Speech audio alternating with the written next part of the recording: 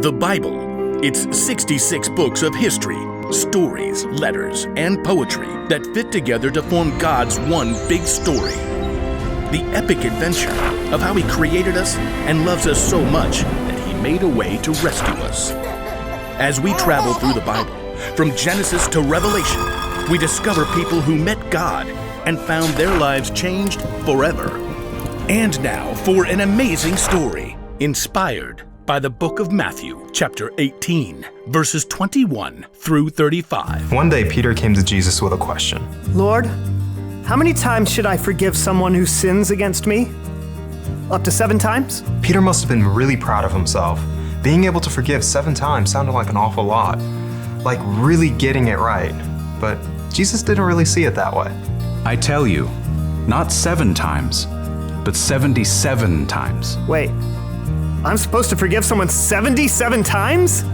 As he often did, Jesus told a story to help explain what he meant. The kingdom of heaven is like a king who wanted to collect all the money his servants owed him.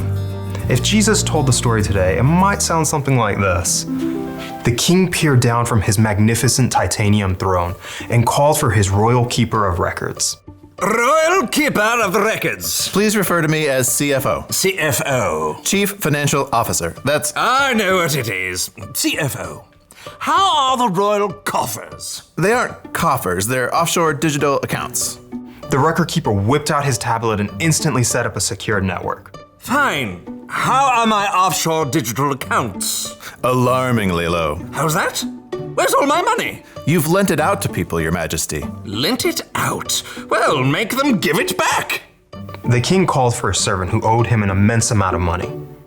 You owe me? How much does he owe me? 10,000 golden credits. 10,000 golden credits. 10,000 golden credits? Pay it back at once. But I could work my whole life and never pay that back. You should have thought of that before spending 10,000 golden credits. What even costs 10,000 golden credits? Stuff. Stuff? Stuff. Matter, material, or articles of a specified or indeterminate kind. I know what stuff is.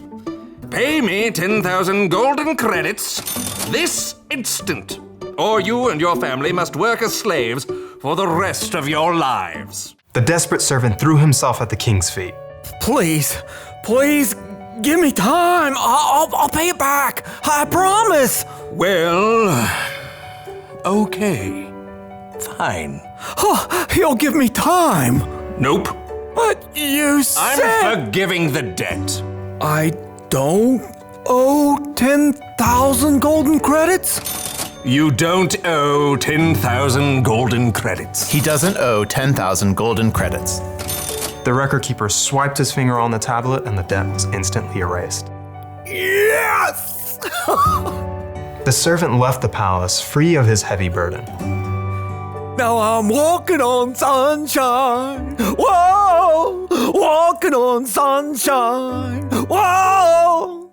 But everything changed the instant he saw an even more menial minion, another servant who owed him a few dollars. You. Me? You.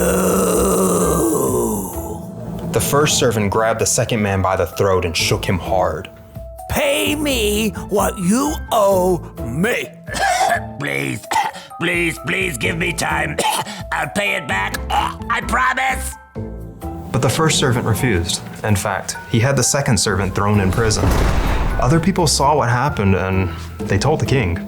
Preposterous! Bring him here at once! The first servant returned to the royal palace. Walking on sunshine. You evil servant! Excuse me? How much did this man you threw in jail owe? He only owed a few credits.